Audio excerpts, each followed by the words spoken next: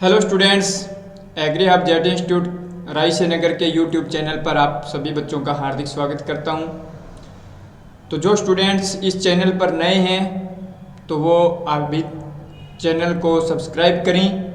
यदि आपको इस प्रकार के वीडियो अच्छे लग रहे हैं तो लाइक करें, शेयर करें। और बच्चों, आपको मैं बता देता हूं कि अपने क्या पढ़ रहे थे, राजस्थान का भौतिक प्रदेश पढ़ रहे थे। और इस राजस्थान के भौतिक प्रदेश में अब तक अपनी पढ़ चुके हैं, यानी कि उत्तर पश्चिमी मरुस्थलीय प्रदेश था और उसका अब विभाजन हुआ था अपने पास कि बालूका स्तूप युक्त क्षेत्र और बालूका स्तूप मुक्त क्षेत्र तब तक के लिए अपने पढ़ चुके थे। अब उसी लेक्चर को आगे कंटिन्यू करते हुए आज का अपने पास ये लेक्चर होने वाला है और बहुत ही शानदार लेक्चर होने वाला है। और इसमें अपने पास बच्चों इस लेक्चर को कोशिश करें कि पूरा कंप्लीट किया जाए, यानी कि अपने पास उत्तर पश्चिमी शुष्क मरुस्थल क्षेत्र है उसका शुष्क मरुस्थल तक कंप्लीट हो सके। ओके, चलो तो आज आप हमारे साथ बने हुए हैं, इसी प्रकार बने रहें। आपका काफ़ी अच्छा रिस्पॉन्स आ रहा है बच्चों, ताकि हमारे को भी एक खुशी मिले कि हाँ, इस प्रकार के वीडियो बनाना चाहिए ताकि जो आपके लाभदायक हो। और आपके समय को ध्यान में रखते हुए यहाँ पर यानी कि आपका टाइम बहुत कम लगे, इसलिए काफ़ी सारा कंटेंट बहुत कम टाइम में करवाने की कोशिश की जा रही है। चलो बने रहे हमारे साथ। ओके, तो यहाँ देखो अपने पास बच्चों बालूका स्तूपों से मुक्त क्षेत्र, बालूका स्तूपों से मुक्त क्षेत्र। ओके, ये आपको ध्यान रखना होगा। तो मुक्त क्षेत्र से बच्चों अपने पास कितना था, परसेंटेज में वेटेज दिया जाए तो 41.50% था। और युक्त क्षेत्र की बात करें तो बच्चों अपने पास कितना था, 58.50% क्षेत्र था। तो ये अपने पास मुक्त क्षेत्र में अपने पास कौन कौन से डिस्ट्रिक्ट आते हैं या कहाँ ये बालूका स्तूप मुक्त क्षेत्र हैं। ओके, तो इस चीज़ को अपने को ध्यान रखना है। तो यदि आप देखें लोकेशन में तो यहाँ पर अपने पास बीकानेर, जैसलमेर और बाड़मेर का क्या बनता है, ट्राइंगल बनता है। बीकानेर, जैसलमेर और बाड़मेर का। जैसे मान लीजिए यहाँ पर अपने पास बीकानेर है, बीकानेर से ये अपने पास जैसलमेर है और जैसलमेर से बच्चों ये अपने पास बाड़मेर है। ठीक है ना, यदि अपने देखा जाए तो यहाँ पर मैंने क्या लिख दिया, यहाँ अपने पास मैप में बीकानेर, यहाँ अपने पास जैसलमेर और यहाँ बाड़मेर, बाड़मेर लिख दिया। ओके, तो इन जो बीच का क्षेत्र है अपने पास ये बालूका स्तूपों से मुक्त क्षेत्र है। और बात करें ये विभाजन अपने पास राजस्थान के हिसाब से तो इस प्रकार अपने पास क्या रहता है, ये अपने पास पश्चिमी राजस्थान रहता है। ओके, यानी कि उत्तर पश्चिमी मरुस्थल ये इस प्रकार का रहता है। तो ये क्या हुआ, उत्तर पश्चिमी मरुस्थल भाग। ठीक है, तो उत्तर पश्चिमी मरुस्थल भाग की बात करें तो ये अपने पास क्या रहता है, बालूका स्तूपों से मुक्त क्षेत्र होता है। तो आपको पता लग गया कि जैसलमेर के आसपास का क्षेत्र जिसमें अपने पास ये मेनली दिया जाए तो जैसलमेर का ये कौन सा स्थान हो जाएगा, पोखरण, पोखरण के नज़दीक का एरिया। ओके, यहाँ पर अपने पास बाड़मेर में दिया जाए तो फलोदी, फलोदी दिया जाएगा और बीकानेर। तो ये अपने पास क्या रहता है, ये जो इसके बीच का जोन है वो आपका बालूका स्तूपों से मुक्त क्षेत्र है। और आपका ये जो भी भाग है इनमें क्या पाए जाते हैं, कहीं न कहीं बालूका स्तूप पाए जाते हैं, ये आपको ध्यान रखना होगा। ओके, चलो बात करते हैं अब नेक्स्ट। यहाँ पर देखो तो आपको याद क्या हो गया, अब आपको सर जैसलमेर शहर के आसपास लगभग 60 वर्ग किलोमीटर का क्षेत्र जिसमें एरिया दिया जाए तो अपने पास जैसलमेर का पोखरण व राजगढ़ क्षेत्र ये बालूका स्तूप से मुक्त क्षेत्र रहेगा। वहीं देखो जोधपुर जिले के अपने पास क्या हो गया, फलोदी तहसील का दक्षिणी पश्चिमी भाग और यहाँ पर बाड़मेर का पंचभद्रा क्षेत्र, यानी कि जैसलमेर, जोधपुर और बाड़मेर का बच्चों क्या बनता है, ट्राइंगल बनता है। ठीक है, वैसे तो अपने पास जैसलमेर, बीकानेर, जोधपुर का है, परंतु बाड़मेर को भी ट्राइंगल में क्या कर लिया गया है, शामिल कर लिया गया है। इस चीज़ का ध्यान रखें। चलो अब अपने पास बात करें रन टाड या प्लाया झील। रन टाड या प्लाया झील होता क्या है, तो बच्चों आपको जैसे मैं बता देता हूँ यहाँ पर थोड़ा सा या इमेजिनेशन याद करने के लिए। जैसे अपने पास ये हैं तो इसमें अपने पास ये बालू का स्तूप है। ये क्या हो गया? बालू का स्तूप हो गया। तो इन दो बालू का स्तूप के बीच में जो ये अपने पास भूमि रहती है, इस भूमि को क्या कहेंगे? निम्न भूमि कहेंगे। इस भूमि को क्या कहेंगे? निम्न भूमि कहेंगे। ओके।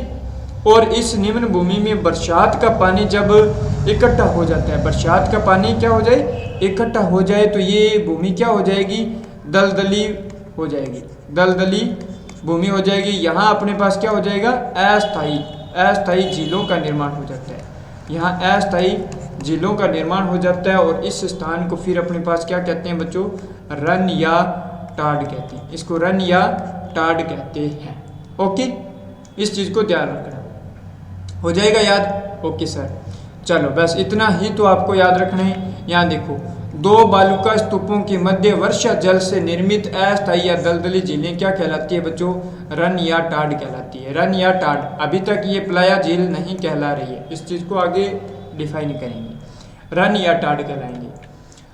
अब ये बच्चों रन या टाड़ के अपने पास एग्जाम्पल कहाँ को देखने के मिलते हैं? तो जोधपुर में इंपॉर्टेंट आपको ध्यान रखना होगा। जोधपुर में बच्चों क्या? बाप वेरी इंपॉर्टेंट है। ओके सर, वैसे भी इंपॉर्टेंट है। हाँ बच्चों, चलो बाप लावा ये जोधपुर का हो गया। बात करें बच्चों जैसलमेर में रन या टाड़ के एग्जाम्पल कहाँ हैं? पोखरण, बाकरी, बिरमसर। वो पोखरण, बाकरी, बिरमसर और एक दिया जाए तो यदि बात करें तो बच्चों कनौड़ में भी है, कनौड़। तो ये रन या टाड़ के एग्जाम्पल मिलते हैं। वहीं देखो अपने पास बाड़मेर में बच्चों बात करें तो थोब व रेडाना रन टाड़ के एग्जाम्पल हो गए। वहीं देखो अपने पास बच्चों चूरू में तो ताल, छापर, परिहारी। ये परिहारी दिए या आपको क्या लिखा मिल सकता है? परिहारी। ओके, तो ये अपने पास किसके एग्जाम्पल हो गए? रन या टाड़ के हो गए। ओके सर, समझ में आ रहा है ना बच्चों? ओके, यदि आ रहा है तो चैनल को लाइक करें, सब्सक्राइब करें। अभी तक आपने चैनल को सब्सक्राइब नहीं किया तो सब्सक्राइब करें और शेयर करें। चलो उसके बाद में बच्चों अपने पास प्लाया कृषि क्या होता है? प्लाया कृषि क्या होता है? तो बच्चों जो अपने पास क्या बनाया था यहाँ पर देखो, रन या टाड़ तो समझ में आ गया। अब आप कहो सर हाँ रन या टाड़ तो समझ में आ गया, यानी कि दो बालू का स्तूप थे, उनके मध्य की जो निम्न भूमि थी वहाँ वर्षा का जल एकत्रित हुआ और जिससे दलदली या अस्थायी झीलें बन गई थी, उनको रन या टाड़ कहा। तो बच्चों जब वो रन या टाड़ का अस्थायी झीलें सूख जाती है तो उस स्थान पर जो कृषि की जाएगी क्या कहलाएगी? प्लाया कृषि कहलाएगी। ओके सर, तो इन झीलों के, किन झीलों के? रन या टाड़ वाली जो अस्थायी झीलें हैं, अस्थायी झीलें हैं, तो इन झीलों के सूखने पर की जाने वाली कृषि क्या कहलाती है बच्चों? प्लाया कृषि कहलाती है। प्लाया कृषि कहलाती है। ओके, चलो बात करें सैलिना झील या बच्चों बात करें क्या हुआ अपने पास यहाँ पर सैलाइन लेक की बात करें। ओके, जब ये झीलें बच्चों किससे निर्मित हो जाएं? उच्च लवणता से, उच्च लवणीयता वाली बन जाती है, हाई सैलाइन बन जाती है, तो इन्हें क्या सैलाइन लेक या सैलिना लेक कह सकते हैं। ओके, चलो सर इसी प्रकार पढ़ाएंगे क्या? हाँ बच्चों इसी प्रकार पढ़ाएंगे। समझ में आ रहा है ना? हाँ सर समझ में आ रहा है। ओके बच्चों, चलो बात करें अपने पास नेक्स्ट खड़ीन। सर ये खड़ीन क्या होता है? तो बच्चों जब अपने पास रन या टाड़ को कृत्रिम रूप से बनाया जाता है, रन या टाड़ को क्या बनाया जाए बच्चों? आर्टिफिशियल रूप से बनाया जाए, तो उसे क्या कहते हैं? खड़ीन कहते हैं। यदि कोई रन या टाड़ कृत्रिम रूप से बनाया जाता है तो उसे अपने क्या कहते हैं बच्चों? खड़ीन कहते हैं। उसे क्या कहेंगे? उसे खड़ीन कहेंगे। समझ में आ गया? हाँ सर समझ में आ गया। यहाँ जो की जाने वाली खेती है तो वो खड़ीन कृषि कहलाती है। तो इसमें की जाने वाली कृषि कैसी कहलाती है बच्चों? खड़ीन कृषि कहलाती है। ओके, यानी इन भूमि पर की जाने वाली कृषि हो जाएगा। इनकी शुरुआत बच्चों किन होने की थी? इनकी शुरुआत किन होने की थी? तो पालीवाल ब्राह्मणों ने की थी। पालीवाल ब्राह्मणों ने की थी बच्चों, पालीवाल ब्राह्मणों ने की थी। अब देखो खड़ीन ज्यादातर बच्चों कहाँ मिलती है? जैसलमेर में मिलती है। कहाँ मिलती है? जैसलमेर में मिलती है। ओके, खड़ीन ज्यादातर एग्जाम्पल कहाँ मिलते हैं? जैसलमेर में मिलती है। तो याद हो गया? Okay sir. अब देखो यहाँ पर रन या टाड़ क्या था? कि जब बालू का स्तूप, दो बालू का स्तूप के मध्य भूमि थी, ओके, निम्न भूमि थी, वहाँ वर्षा का पानी एकत्रित हो गया, दलदली भूमि हो गई या अस्थायी झील हो गया, उसको सर रन या टाट कहते हैं। ओके, हो जाएगा याद? हाँ, हो गया। अब जब वो झीलें या अस्थायी रूप से स्थान सूख गया, वहाँ की जाने वाली खेती को पलायक खेती कहते हैं, और उस स्थान को क्या कहते हैं? पलायक झील कहेंगे। चलो, और जब यदि कोई रन या टाट कृत्रिम रूप से बनाया जाता है तो उसे खड़ी नहीं कहेंगे। ओके सर, चलो बात करते हैं बच्चों नेक्स्ट। यदि कोई रन या टाट खारे पानी का हो तो उसे क्या कहते हैं बच्चों? प्लाया कहते हैं। उसे क्या कहते हैं? प्लाया कहते हैं। वेरी वेरी इंपॉर्टेंट हो जाएगा। ओके सर, चलो, सर्वाधिक रन, टाट, खड़ीन, प्लाया कहाँ मिलते हैं? जैसलमेर में मिलती है। सर्वाधिक कहाँ मिलती हैं? जैसलमेर में मिलती हैं। अब अपने पास बात करें, नाचना गांव क्यों प्रसिद्ध है?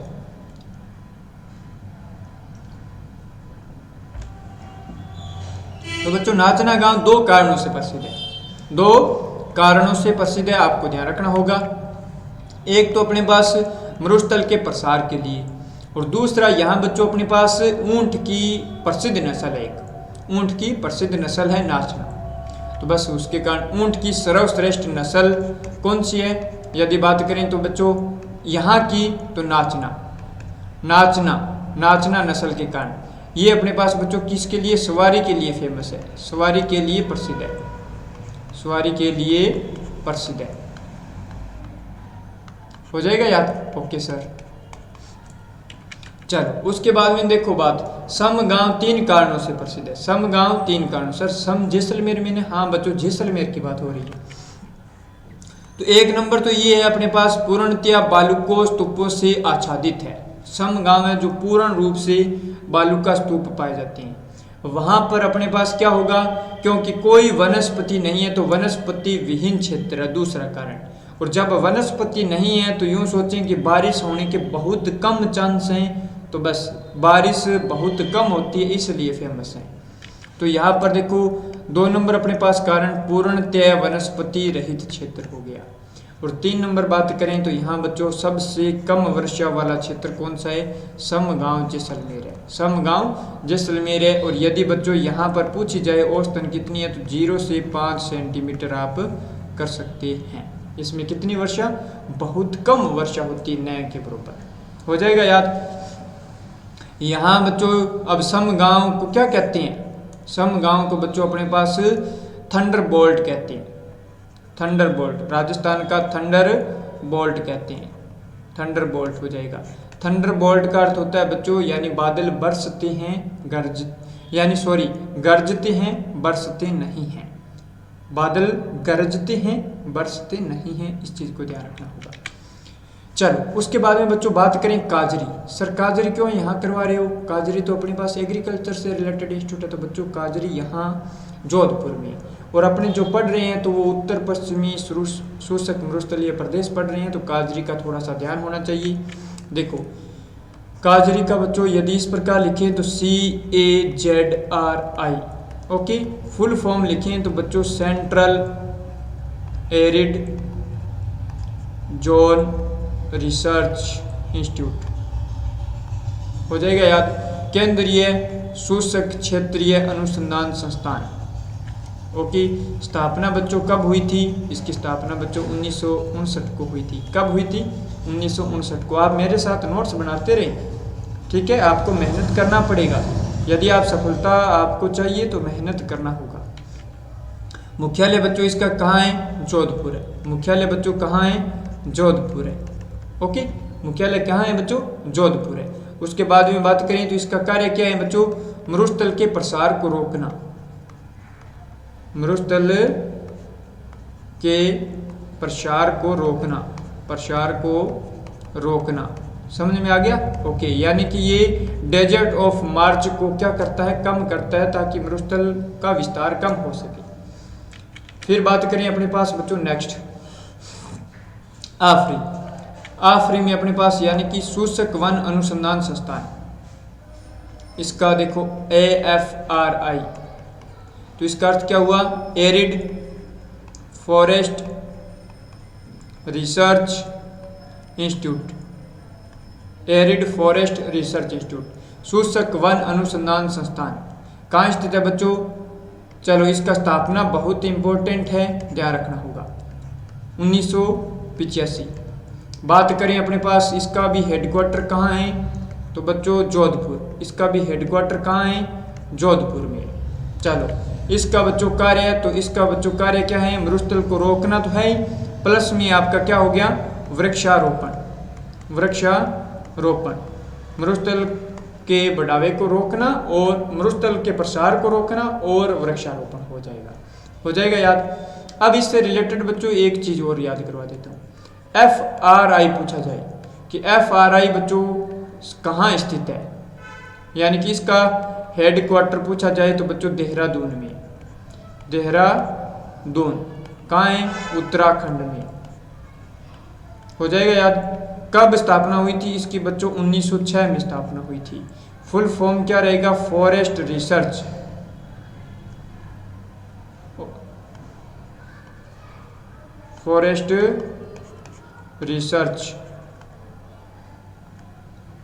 FRI forest research of India, नहीं फॉरेस्ट रिसर्च इंस्टीट्यूट, वन अनुसंधान संस्थान, फॉरेस्ट रिसर्च इंस्टीट्यूट हो जाएगा। ओके, चलो इस चीज को ध्यान रखना होगा। बात करें बच्चों नेक्स्ट, यानी कि पश्चिमी राजस्थान में प्राचीनतम जीवाश्म स्थल कहाँ है? तो अपने पास वेरी वेरी इंपॉर्टेंट हो जाएगा। एक नंबर क्या दिया है यहाँ पर? Akal wood fossil park. Akal wood fossil park, fossil का अर्थ क्या होता है बच्चों? जीवाश्म। ये इंग्लिश का शब्द है ना फॉसिल, तो इसको हिंदी में क्या कहते हैं? जीवाश्म कहते हैं, जीवाश्म कहते हैं। हो जाएगा याद। ओके, तो बच्चों ये स्थित कहाँ है? तो ये अपने पास आकल गांव जैसलमेर में। कहाँ है? आकल गांव जैसलमेर में, आकल गांव जैसलमेर में। हो जाएगा याद। Okay sir. और दूसरा यदि दिया जाए तो राष्ट्रीय मरु उद्यान कहाँ है? जैसलमेर में, ये वन्य जीव अभ्यारण्य में ये स्थित हैं। और ये बच्चों है एक क्या, यदि दिया जाए है एक, तो ये एक क्या है बच्चों? भू स्मारक है, भू स्मारक हैं। वेरी वेरी इंपॉर्टेंट दिया जा सकता है। ओके सर, तो इतना याद रखना होगा। आकलवुड फॉसिल पार्क स्थित कहाँ है बच्चों? आकल गांव जैसलमेर में है। दूसरा दिया जाए तो ये राष्ट्रीय मरु उद्यान में स्थित हैं। और तीसरा दिया जाए तो ये एक क्या है? भू स्मारक है। यहाँ 18 करोड़ वर्ष पुराने लकड़ी के अवशेष प्राप्त हुए हैं। और ये जीवाश्म बच्चों किस काल के हैं? किस काल के हैं? तो जुरेसिक काल के हैं, जुरेसिक काल के हैं। ओके, ठीक है। चलो इन जीवाश्मों के बच्चों संख्या दी जाए तो लगभग 25 संख्या है। फिर बात करें यहाँ बच्चों डायनासोर्स के प्रमाण मिले हैं, डायनासोर्स के भी प्रमाण मिले हैं। उसके बाद में बच्चों बात करें फतेहगढ़ जैसलमेर, फतेहगढ़ जैसलमेर। तो फतेहगढ़ जैसलमेर में अपने पास बात करें तो यहाँ डायनासोर विलुप्त होने के प्रमाण मिले हैं। तो डायनासोर के विलुप्त होने के प्रमाण बच्चों कहाँ मिले हैं? जैसलमेर में मिले हैं। नेक्स्ट अपने पास बात करें तो बच्चों बंगा गांव जैसलमेर, बंगा गांव जैसलमेर। तो यहाँ 2018 में जीवाश्म प्राप्त हुए हैं जो 4.7 करोड़ वर्ष पुराने जीवाश्म मिले हैं। और यहाँ जैसे व्हेल मछली है उनके अवशेष या केंचुए के अवशेष प्राप्त हुए हैं, मिले। हो जाएगा याद। Okay sir. उसके बाद में बच्चों बात करें लाठी सीरीज, तो यहाँ से भी क्वेश्चन बन सकता है कि लाठी सीरीज क्या होता है। तो लाठी सीरीज बच्चों स्थित कहाँ है? लाठी सीरीज स्थित कहाँ है? तो लाठी सीरीज बच्चों अपने पास स्थित देखो यहाँ पर। पहले तो देखो कहाँ स्थित हैं, अब आप कहो सर जैसलमेर में स्थित है। कहाँ स्थित है बच्चों? जैसलमेर में स्थित है। दूसरी बात करें तो इसका विस्तार पूछा जाता है। तो दूसरा अपने पास बच्चों विस्तार कहाँ से कहाँ है?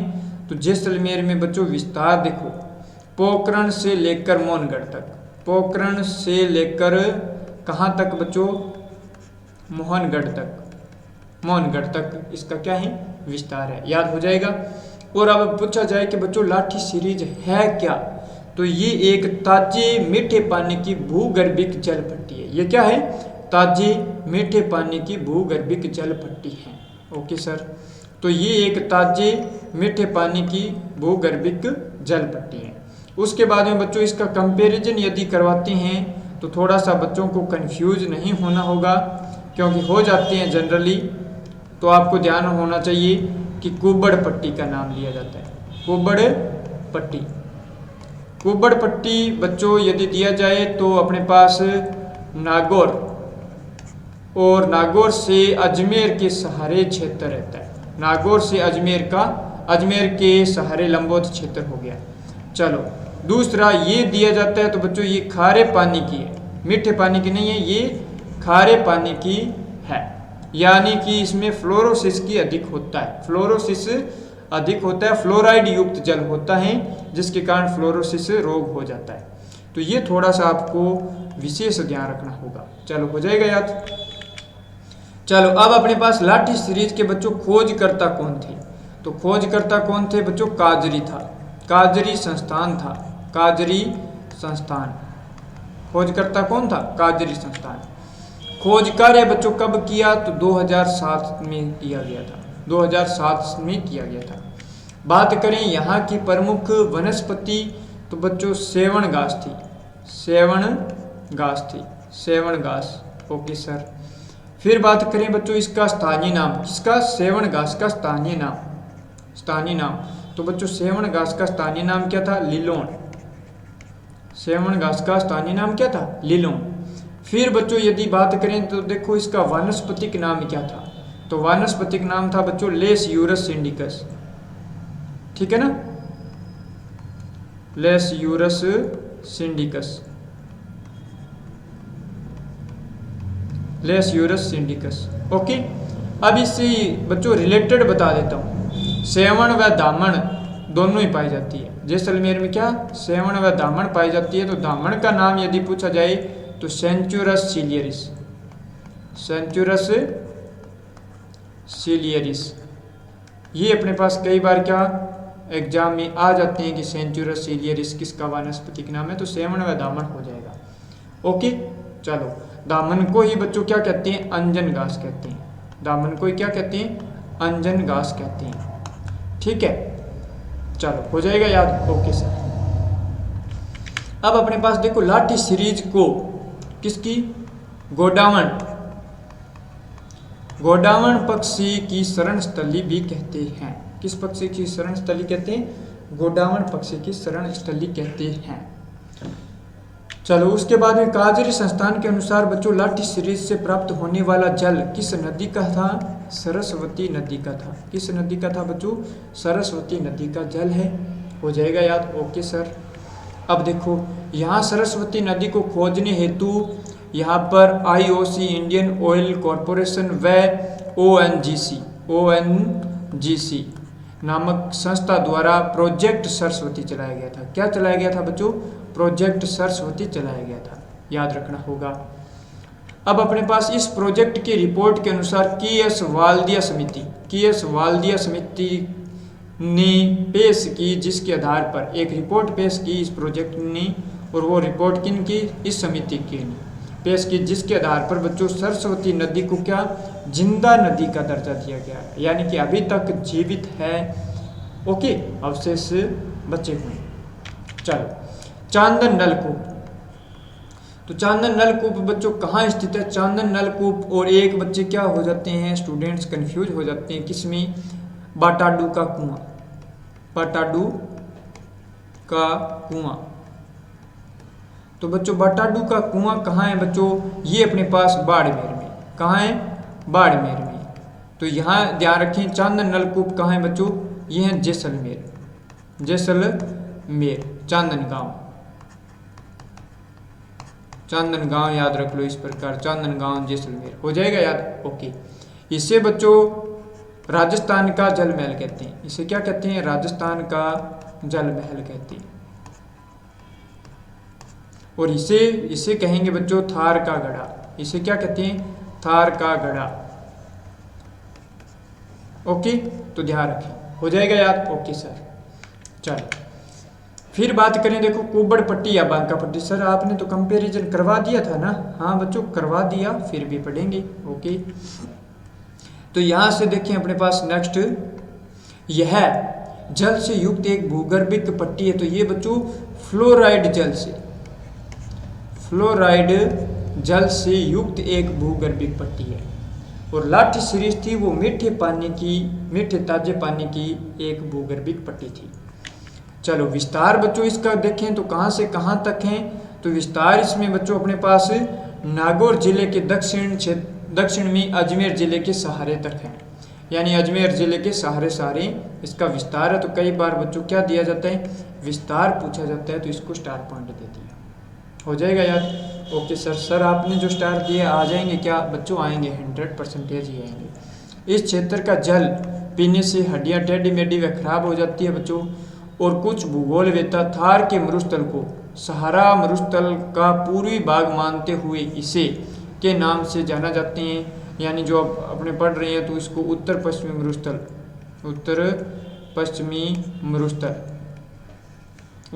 मरुस्थल के नाम से जानते हैं।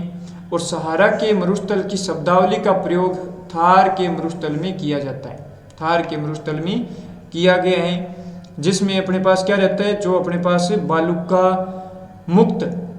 बालुका स्तूप मुक्त रहते हैं ना, बालुका स्तूप मुक्त हैं, उन मरुस्थल को जानते हैं किस नाम से, शब्दावली से। तो बच्चों दिया जाए तो अपने पास रेतीला मरुस्थल है, तो इसको किस नाम से जाना जाता है बच्चों, इसको ईरग नाम से जाना जाता है। रेतीला मरुस्थल को किस नाम से, ईरग से। बात करें पथरीला मरुस्थल को तो इसको रेग नाम से जानते हैं, रेग। और वहीं बच्चों बात करें तो चट्टानी मरुस्थल को किस नाम से जाना जाता है, चट्टानी या मिश्रित को कह देंगे हमादा। ओके, तो ये वेरी इंपॉर्टेंट है, इनको क्या लगा दिया बच्चों, प्री एग्जाम लगा दिया। जब भी आप जाऊं इसको पढ़ कर जाएं, ओके। फिर देखो पश्चिमी राजस्थान में पाए जाने वाले बालुका स्तूपों के प्रकार कौन कौन से हैं। तो बच्चों यहाँ पर अपने पास देखो बालुका स्तूपों को, यानी जनरल अपने पास बात करें तो यूँ सोचें कि बालुका स्तूप, जैसे कोई बच्चा नया तैयारी कर रहा है तो उसको ध्यान होना चाहिए कि सर बालुका स्तूप होती है क्या बच्चों, दोरों को कहते हैं। किसको कहते हैं, दोरों को कहते हैं, यूँ मानो। और उनका क्या आकार है, कहाँ पाए जाते हैं, इसके आधार पर वर्गीकरण किया गया है। और यही बालुका स्तूप होते हैं जो मरुस्थलीकरण को बढ़ावा देते हैं। क्योंकि देखो बालुका स्तूप क्या करते हैं, बालुका स्तूप का निर्माण किससे होता है। देखो यहाँ से अपने पास जैसे मान लीजिए ये सोइल है, तो ये हवा के द्वारा क्या करेगी, हवा के द्वारा इसका क्या हो रहा है, ट्रांसपोर्ट हो रहा है। और कहीं ना कहीं ये कहाँ मान लीजिए यहाँ जमा हो रही है, तो यहाँ इसका क्या डिपोजिशन हो रहा है, यानी कि जमा हो रही है। ओके, तो ट्रांसपोर्ट, मृदा के ट्रांसपोर्ट के कारण मृदा का क्या होता है, क्षरण भी होता है। तो पहला तो ट्रांसपोर्ट सोर्स वायु द्वारा ही होते हैं ज़्यादातर, डिपोजिशन हो गया। चलो निक्षेपण हिंदी में कहें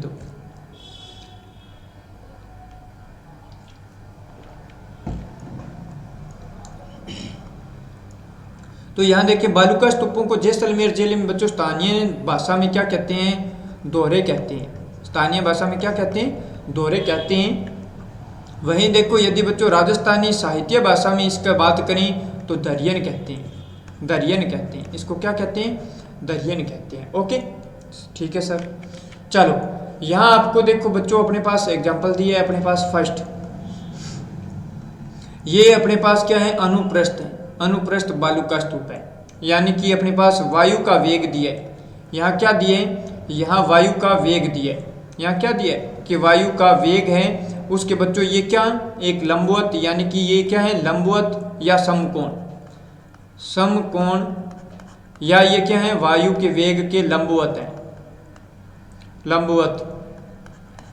ओके चलो, तो आपको क्या लिखा मिलेगा, यहाँ देखो ये वायु प्रवाह की दिशा के लंबवत या समकोण पर बने होते हैं। याद करने का तरीका बता देता हूँ सर, आपका तरीका थोड़ा सा आसान है। इस सह से बच्चों हिंट मिल जाएगा आपको, समकोण। बस समकोण मिल गया तो आपने सेलेक्ट कर दिया कि वायु के वेग की दिशा की यदि कोई लंबवत या समकोण पर बन रहा है वो बच्चों क्या है, अनुप्रस्थ बालुका स्तूप हैं। ओके इन बालूका स्तूपों के निर्माण के लिए वायु प्रवाह की दिशा में क्या होना चाहिए बच्चों? अवरोध होना चाहिए। क्या होना चाहिए? अवरोध होना चाहिए। क्या होना चाहिए बच्चों? अवरोध। ओके, अवरोध का होना आवश्यक है। इतना याद हो गया? Okay sir. अब यहाँ पर देखो अपने पास बच्चों कौन सा दिया है? अनुदैर्ध्य। यहाँ पर कौन सा दिया है? पवन की देखो यहाँ पर पवन दिया है तो इसका बालूका स्तूप के समानांतर है, यानी यहाँ क्वेश्चन मिलेगा कि हवा के समानांतर, तो ये वायु प्रवाह की दिशा के बच्चों क्या होते हैं? समानांतर होते हैं, समांतर होते हैं बच्चों, यानी इनमें कोई रुकावट नहीं है। इस प्रकार के बालूका स्तूप को क्या कहेंगे? अनुदैर्ध्य बालूका स्तूप कहेंगे। बात करें इनके अन्य नाम तो रेखानुवर्ती, क्योंकि जैसा रेखा है तो रेखीय बालूका स्तूप हो गया बच्चों, या ये हवा के समानांतर है तो पवनानुवर्ती हो गया। Okay sir. और वहीं बच्चों बात करें तो ये सीप बालूका स्तूप, ये इनके तीन क्या हो जाएंगे? अन्य नाम हो जाएंगे। क्या हो जाएंगे? अन्य नाम हो जाएंगे।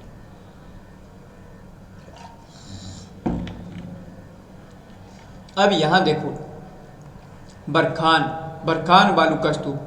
अब आपको यहां पर दिखाई दे रहा है कि ये वायु प्रवाह की, ठीक है ना? तो यहां पर ये अपने पास क्या है? उतला आकार, और ये अपने पास क्या हो जाएगा?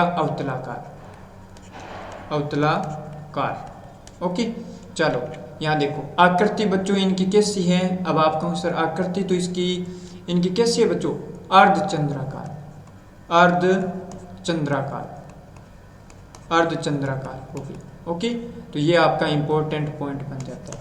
फिर बात करें, ये वनस्पति विहीन क्षेत्रों में ज़्यादा होती हैं। सर्वाधिक अपरदित या नुकसानदायक यही होते हैं बच्चों, सर्वाधिक अपरदित या नुकसानदायक यही होते हैं। और बात करें सर्वाधिक प्रसारित होती हैं। और स्थान पूछा जाए या क्षेत्र तो ये किस में पाए जाते हैं? तो बच्चों बात करें शेखावाटी में ज़्यादातर देखने को मिलते हैं। शेखावाटी। सर शेखावाटी में क्या डिस्ट्रिक्ट आती है? तो बच्चों चूरू, झुंझुनू, सीकर आती है। क्या आती है? चूरू, झुंझुनू, सीकर आती है। फिर भी बात कर लेते हैं लोकेशन बच्चों कहाँ कहाँ पाई जाती है। देखो स्थान, तो स्थान में अपने पास बालेरी बच्चों कहाँ है? चूरू में। बालेरी कहाँ है? चूरू में। ओसियाँ बच्चों, ओसियाँ आप कहोगे सर जोधपुर में, ओसियाँ जोधपुर में। फतेहपुर की बात करें तो सीकर में। बात करें अपने पास मंडावा तो बच्चों झुंझुनू में। और बात करें बच्चों देशनोक तो कहाँ है? बीकानेर में। कहाँ है बच्चों? बीकानेर में। हो जाएगा याद? Okay sir. अब अपने पास देखो यहाँ पर ये अनुप्रस्थ बालूका स्तूप का ही एक प्रकार माना जाता है। सर अनुप्रस्थ दे दिया यानी कि हवा के समकोण। हाँ बच्चों ये याद करना जरूरी है, हवा के समकोण जो बालूका स्तूप बनेंगे वो आपके अनुप्रस्थ बालूका स्तूप बनेंगे। ये स्तूप वायु प्रवाह की दिशा में बच्चों क्या थे? उतलाकार के थे। और विपरीत दिशा में बच्चों बात करें तो अवतलाकार के थे। ओके, चल नोट, यदि एक सींग या सिरे वाले बालूका स्तूप मिलते हैं तो उनको क्या कहते हैं बच्चों? सीप कहा जाता है। उनको क्या कहा जाता है? सीप कहा जाता है। अब अपने पास सर ये तो कौन सा दिखाई दे रहा है? तो ये बच्चों तारे नुमा है ना, तो तारा बालूका स्तूप। इसमें बच्चों कम से कम तीन अपने पास तारे नुमा होना जरूरी होता है, कम से कम 3। चलो, तो निर्माण बच्चों कैसा होता है? निर्माण इसका किसके द्वारा होता है? तो हवा का अनिश्चित संचलन से होता है। यहाँ अपने पास क्या दिया?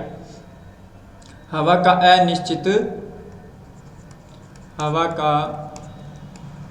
अनिश्चित संचलन या आवागमन। ओके, अब आकृति बच्चों इनकी कैसी है बच्चों? अब आप कहो सर तारे नुमा है। आकृति कैसी है?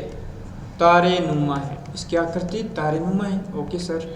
स्थान बच्चों ये कहाँ पाए जाते हैं? तो जैसलमेर में पोखरण व मोहनगढ़ में। और बात करें बच्चों अपने पास गंगानगर की, तो गंगानगर में ये अनूपगढ़ व सूरतगढ़ में पाए जाते हैं। अनूपगढ़ व सूरतगढ़ में। तो इम्पोर्टेंट हो गया। Okay sir. पैराबोलिक बालू का स्तूप। निर्माण, पैराबोलिक से बच्चों याद रखो निर्माण किससे, पेड़ के किनारे। जैसे अपने पास यहाँ क्या बना दिया, ये मैंने क्या बना दिया बच्चों, पेड़ बना दिया, पेड़ बना दिया। और इस प्रकार यहाँ पर अपने पास पेड़ के किनारे, यानी कि पेड़ के सहारे बात कर सकते हैं, पेड़ के सहारे अपने पास क्या हो गया, बालू का स्तूप हो गया। ओके, तो ये आप कहोगे पैराबोलिक बालू का स्तूप निर्माण बच्चों कैसे, पेड़ के सहारे। लिख सकते हैं पेड़ के सहारे जो बालू का स्तूप बनते हैं वो पैराबोलिक हो गया। आकृति, आकृति की बात करें तो बच्चों यहाँ पर आकृति कैसी होगी बच्चों, hair pin, hair pin like structure होगी, hair pin. Okay, very very important है, इसको स्टार लगा दें। उसके बाद में स्थान लगभग संपूर्ण राजस्थान में ये पाई जाती है। नोट, पेड़ के सहारे, पेड़ के एक ओर बनने वाले बालू का स्तूप को बच्चों क्या कहते हैं, नेवछा या लानुत कहते हैं, नेवछा या लानुत। चलो उसके बाद में बात करते हैं बच्चों सबर काफिज, सबर काफिज। तो ये अपने पास झाड़ियां हैं, तो निर्माण बच्चों कहाँ, झाड़ियों, झाड़ियों के नजदीक, झाड़ियों के आसपास। ओके, यदि बात करें स्थान तो इसका संपूर्ण राजस्थान स्थान हो गया, संपूर्ण राजस्थान इसका स्थान हो गया। चलो अब नेटवर्क बालू का स्तूप तो है, तो यानी कि ये जो बालू का स्तूप है तो एक दूसरे से जुड़े हुए हों तो उनको क्या कहेंगे, नेटवर्क बालू का स्तूप कहेंगे। तो यहाँ पर अपने पास ये क्या दे दिया कि ये सभी बालू का स्तूप आपस में एक दूसरे से जुड़े रहते हैं, इनको क्या कहते हैं, नेटवर्क बालू का स्तूप। और ऐसे एग्जाम्पल बच्चों कहाँ देखने को मिलते हैं, हनुमानगढ़ से हरियाणा की सीमा के सहारे सारे देखने को मिलते हैं। ओके, उम्मीद कर रहा हूँ कि आपको लेक्चर अच्छा लग रहा होगा, समझ में आ रहा होगा। बस आप हमारे साथ बने रहें, शानदार तरीके से सिलेबस करवाया जाएगा। ऑफलाइन बेंच अटेंड करना चाहते हैं तो आप एक बार डेमो क्लास जरूर लगा कर देखें। सभी प्रकार के बालू का स्तूप बच्चों कहाँ पाए जाते हैं, सभी प्रकार के बालू का स्तूप बच्चों कहाँ पाए जाते हैं, बाड़मेर में पाए जाते हैं, बाड़मेर में पाए जाते हैं। और बात करें तो सर्वाधिक बालू का स्तूप कहाँ पाए जाते हैं, तो जैसलमेर में पाए जाते हैं। कहाँ, जैसलमेर में पाए जाते हैं। अब यहाँ देखो अपने पास जैसलमेर, ओके, जैसलमेर, जैसलमेर में बच्चों बात करें तो तनोट जैसलमेर किससे प्रसिद्ध है, तनोट माता का मंदिर प्रसिद्ध है, तनोट माता का मंदिर प्रसिद्ध है। इसने क्या कहते हैं बच्चों, थार की वैष्णो देवी कहते हैं। और सैनिकों की ये क्या रहती है, कुल देवी रहती है। और यहाँ पूजा कौन करते हैं बच्चों, बीएसएफ के जवान पूजा करते हैं। ओके, तो यहाँ पर अपने पास हो जाएगा। फिर गोटारू जैसलमेर क्यों फेमस है बच्चों, यानी कि ये सब अवशेष जो पश्चिम मरुस्थल क्षेत्र है वो अवशेष किन का है, अब आपको सर टेथी सागर का अवशेष है। तो यानी कि वहाँ टेथी सागर का ये अवशेष खारे पानी की झीलें मानी जाती है, पेट्रोलियम पदार्थ माने जाते हैं। तो बच्चों यहाँ पर प्राकृतिक गैस हीलियम के भंडार मिले हैं। यहाँ गोटारू जैसलमेर में किसके, हीलियम गैस के भंडार मिले हैं। बस इतना आपको याद रखना। फिर बात करें बच्चों यहाँ पर अपने पास देखो, यहाँ कुलदरा गांव, कुलदरा गांव बच्चों बसाया किन होना था, पालीवाल ब्राह्मणों ने बसाया था, पालीवाल ब्राह्मणों ने बसाया था। इसे क्या कहते हैं बच्चों, भूतिया गांव, इसे क्या कहते हैं, भूतिया गांव कहते हैं। यहाँ कैक्टस गार्डन थीम पार्क बनाया गया था। ओके, फिर बात करें बच्चों यहाँ पर लोंगेवाला गांव कहाँ स्थित है, तो लोंगेवाला गांव बच्चों कहाँ स्थित है, आप कहों सर जैसलमेर में स्थित है। कहाँ स्थित है, जैसलमेर में स्थित हैं। युद्ध बच्चों यहाँ पर 1971 में हुआ था, युद्ध स्मारक बना था बच्चों 2015 में। और बात करें विश्व में बड़ा, सबसे बड़ा खादी तिरंगा यहीं लहराया गया था, विश्व में सबसे बड़ा खादी तिरंगा यहीं लहराया गया था। चलो अब उसके बाद में बात करें बच्चों बाड़मेर से रिलेटेड पॉइंट, तो छप्पन की पहाड़ियाँ, छप्पन की पहाड़ियाँ बच्चों कहाँ स्थित हैं, बाड़मेर में। विस्तार, तो बच्चों इसमें छप्पन की पहाड़ियों का कहाँ है,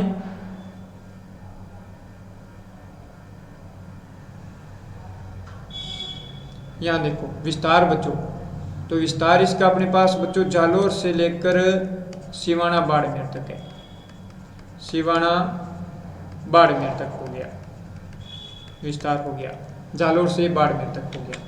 बात करें संख्या में ये कितनी है, तो ये संख्या में बच्चों 56 है, 56 हो गया। बाड़मेर में स्थानीय भाषा में इसे क्या कहते हैं बच्चों, नाकोड़ा पर्वत कहते हैं, नाकोड़ा पर्वत के नाम से इसे जाना जाता है, 56 की पहाड़ियों को नाकोड़ा पर्वत। ओके, इनमें बच्चों पत्थर की प्रधानता पाई गई है, कौन से, ग्रेनाइट पत्थर की प्रधानता पाई जाती है, ग्रेनाइट। जालोर में बच्चों सर्वाधिक क्या है, ग्रेनाइट पत्थर की प्रधानता है। Okay sir, granite, basalt, granite sir अम्लीय प्रकृति का होता है क्या, हाँ बच्चों अम्लीय प्रकृति का होता है। और ये यदि दिया जाए किस चट्टान का हिस्सा माना जाता है, तो बच्चों आग्नेय चट्टान का हिस्सा माना जाता है, आग्नेय चट्टान का हिस्सा माना जाता है, यानी आग्नेय चट्टान का प्रकार है। इन पहाड़ियों की आकृति बच्चों कैसी होती है, गुम्बदा आकार होता है, गुम्बदा आकार, गुम्बदा के आकार की होती है। बात करें हल्देश्वर की पहाड़ियां बच्चों, हल्देश्वर की पहाड़ियां, हल्देश्वर की पहाड़ियां बच्चों, तो ये स्थित कहाँ है बच्चों, ये अपने पास हल्देश्वर की पहाड़ियां जालोर में स्थित है। और बात करें इस पहाड़ी पर कौन सा दुर्ग, सिवाना दुर्ग बना हुआ है, सिवाना दुर्ग बना हुआ है, सिवाना। इनकी सर्वोच्च चोटी बच्चों पीपलूद है, इनकी सर्वोच्च चोटी पीपलूद। और पीपलूद चोटी को बच्चों क्या कहते हैं, मारवाड़ का माउंट आबू कहते हैं, मारवाड़ का माउंट आबू, या कहें तो बच्चों राजस्थान का लघु माउंट आबू, राजस्थान का लघु माउंट आबू कहते हैं। ओके, राजस्थान का माउंट आबू किसे कहेंगे, राजस्थान का माउंट आबू बच्चों सिरोही को कहेंगे। कनकाचल की पहाड़ियां, ये अपने पास स्थित कहाँ है बच्चों, जालोर में, वो सॉरी यहाँ पर अपने पास, ये अपने पास कौन सा है, यहाँ पर हल्देश्वर की पहाड़ी बच्चों बाड़मेर में, बाड़मेर में, ठीक है ना। यहाँ पर सिवाना दुर्ग बना हुआ है। यहाँ देखो कनकाचल की पहाड़ियाँ बच्चों, ये अपने पास क्या हो गया, जालोर हो गया। कनकाचल की पहाड़ी कहाँ पर है, जालोर में। बात करें इस पहाड़ी पर बच्चों कौन सा दुर्ग है, तो सुवर्णगिरी दुर्ग बना हुआ है, सुवर्णगिरी, सुवर्णगिरी दुर्ग बना हुआ है। ओके, जालोर दुर्ग। और स्वर्णगिरी होता है वो जैसलमेर का है, स्वर्णगिरी दुर्ग है वो बच्चों किसका होता है, एग्जाम्पल जैसलमेर का होता है, जैसलमेर दुर्ग को संज्ञा दी गई है। चलो नोट लगाकर आपको ध्यान रखना होगा कि 56 की पहाड़ियां बच्चों अरावली का भाग नहीं है, अरावली का भाग नहीं है, क्योंकि आपको मैंने स्टार्ट में भी बताया था कि सिरोही डिस्ट्रिक्ट है वो अरावली पर्वत श्रृंखला में, परंतु सिरोही को छोड़कर बाकी 12 डिस्ट्रिक्ट हैं वो उत्तर पश्चिमी मरुस्थलीय क्षेत्र के अंतर्गत आते हैं। अब देखो बालसन, बालसन क्या होता है, बालसन बच्चों जब चट्टानी भाग हैं तो दो चट्टानों के मध्य जो अपने पास वर्षा का जल रहता है, तो यहाँ देखें अपने पास कि चट्टानी क्षेत्रों के बीच स्थित मरुस्थलीय भाग में वर्षा जल एकत्रित होने से बनी अस्थायी झीलों को क्या कहते हैं बच्चों, बालसन कहते हैं। वहीं आपको बताया था कि बालू का स्तूप, दो बालू का स्तूप के मध्य यदि वर्षा का जल एकत्रित होता है और अस्थायी झीलें बनती है तो उनको क्या कहा था, रन या टाड़ कहा था। ओके, अब आता है निहड़। तो निहड़ बच्चों यहाँ पर देखो बाड़मेर व जालोर जिलों का वह सीमावर्ती भाग जहाँ अरब सागर का जल पहुँचता है उस क्षेत्र को क्या कहते हैं, निहड़ कहते हैं, उनको क्या कहते हैं, निहड़ कहते हैं। फिर देखो अपने पास उत्तर पश्चिमी मरुस्थलीय प्रदेश का सबसे शुष्क स्थान की बात करें तो बच्चों कौन सा है, फलोदी है, कौन सा है, फलोदी। तो फलोदी कहाँ है बच्चों, जोधपुर में, कहाँ है, जोधपुर में। बात करें नेक्स्ट तो बच्चों उत्तर पश्चिमी शुष्क मरुस्थलीय प्रदेश का सबसे आदर स्थान, सबसे आदर स्थान कौन सा है, तो बच्चों रानीवाड़ा जालोर, रानीवाड़ा जालोर में, ये कहाँ है, रानीवाड़ा जालोर में। हो जाएगा याद, ओके सर।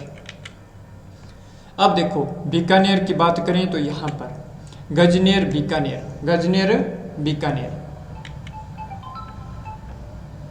गजनेर बीकानेर। राजस्थान का क्या है बच्चों, इसे नखलिस्तान कहते हैं। राजस्थान का इसे क्या कहते हैं, नखलिस्तान कहते हैं। ओके, चलो उसके बाद में बात करें। देखो इसका अर्थ, नखलिस्तान का अर्थ है कि रेगिस्तान में हरा भरा, रेगिस्तान में हरा भरा क्षेत्र, हरा भरा क्षेत्र क्या कहलाता है अपने पास, राजस्थान का नखलिस्तान, गजनेर। बच्चों यहाँ पर अपने पास देखो गजनेर अभ्यारण्य में पक्षी कौन सा रहता है, तो बटबड़ पक्षी, बटबड़ पक्षी, ठीक है। और बटबड़ पक्षी को क्या कह सकते हैं, रेत का तितर, रेत का तितर। और रेत का तितर बच्चों यदि शुभंकर पूछा जाए, किस जिले का शुभंकर है, तो ये अपने पास किसका हो जाएगा, बीकानेर का हो जाएगा। किसका हो जाएगा बच्चों, बीकानेर का। वहीं बच्चों काला तितर पूछा जाए, काला तितर, तो काला तितर बच्चों शुभंकर किसका है, तो शुभंकर आपका आंसर झुंझुनू का है, झुंझुनू का है, झुंझुनू जिले का हो जाता है। तो कई बार बच्चों अपने पास इनमें से भी क्वेश्चन दिए जा सकते हैं। ओके, यदि आपको ये अच्छा लग रहा है तो शेयर करें बच्चों। तो उम्मीद कर रहा हूं कि बच्चों ये अपने पास क्या हो गया, आज का लेक्चर संपन्न हो गया। तो यहाँ तक अपने पास शुष्क मरुस्थलीय प्रदेश आज संपन्न हो चुका है। कल से बात करेंगे इसी का ही पार्ट कौन सा रहता है, अर्ध शुष्क मरुस्थलीय प्रदेश। तो आप हमारे साथ बने रहें। उम्मीद कर रहा हूँ कि ये लेक्चर आपको काफ़ी अच्छे लग रहे होंगे। और जो स्टूडेंट्स कृषि शिक्षा यानी कि जेट ICR BHU की भी तैयारी करना चाहते हैं, तो बच्चों जेट ICR BHU हो गया, एग्रीकल्चर सुपरवाइजर की वैकेंसी आने वाली है। तो आप एक बार यदि इन क्लासों की तैयारी करना चाहते हैं तो डेमो क्लास यानी कि ऑफलाइन बेंच में ज़रूर अटेंड करके देखें। आपको लिखने की आवश्यकता नहीं रहती है, आपको नोट्स दिए जाते हैं। क्वालिटी के मामले में यदि आप समझौता नहीं चाहते हैं तो एक बार ज़रूर विजिट करें। अधिक जानकारी के लिए बच्चों आपको संस्थान के नंबर दिए गए हैं। थैंक यू स्टूडेंट्स, बने रहे हमारे साथ। ओके।